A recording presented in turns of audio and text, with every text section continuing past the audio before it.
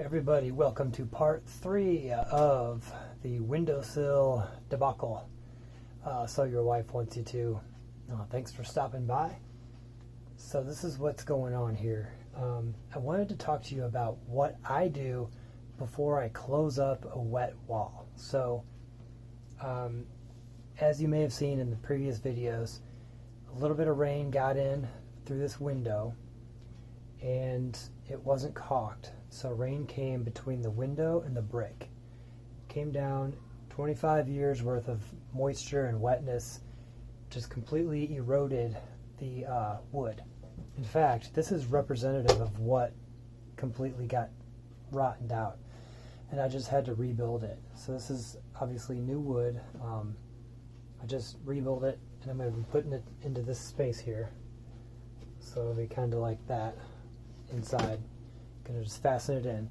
But I wanted to talk to you about what you do when you need to close up a wall, or what I do anyway.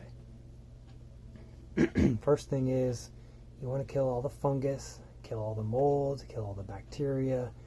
This will even kill insects. That's what I use.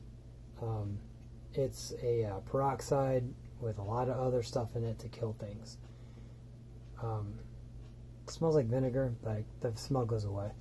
But this is really good stuff. I'll put a link in the description to all the stuff that I use. Next, after all the microorganisms are dead, all even like the little tiny microscopic bugs that are eating things because it's wet, I'll do home defense. And this kills all the big bugs. Inside of this little piece of the wall, I found a slug, 2 house centipedes, you know those things with like hundreds of legs, nasty, a bunch of ants, and I think a roly-poly, dead roly-poly. So obviously we want something, this is going to last, it says it lasts a year, 12 months. So this will be longer term, things that are dead, things, it'll kill things. The third thing that I use is Great Stuff. I'll put a link in the description for that too.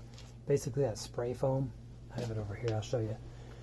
But the only thing about that, you want to make sure that your area is all dry first. So here's the Great Stuff. You've probably seen it. Spray insulation, spray foam. You want to make sure that everything's dry. So use a hairdryer. This is not my wife's. It's someone else's. Anyway, luckily she doesn't subscribe to this channel. Don't tell her. If she figures it out, I'm coming after all you guys. But I actually went with the hairdryer and blew into all the crack. I was able to see exactly where that crack, where the wetness was coming from, the crack. So I made sure all that was completely dry.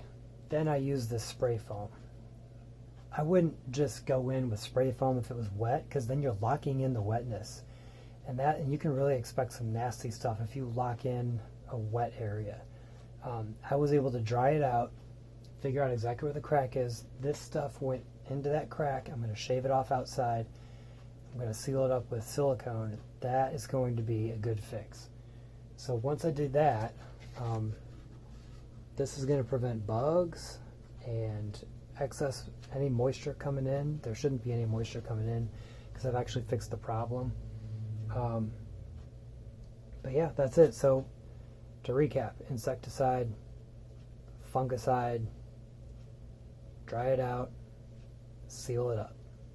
Then you can go in with your construction, because you're going to be putting this into nice dry sealed up wood. And then once that's in the space, then I'll do the drywall, tape, mud, all that stuff. Alright, this is a long video, but hopefully you got some value out of it. I would love for you guys to subscribe. Still like 99% of the people that watch my videos aren't subscribed, so I don't know. I get a lot of people just searching for answers, but if you subscribe, then you'll get answers before you even need them, and you'll be like, oh yeah, I remember that guy telling me this stuff. because I go through a lot, as you can tell. I mean, I'm just constantly working around here. That's all, guys. Get back to work. I know I got plenty to do, and we'll see you next time.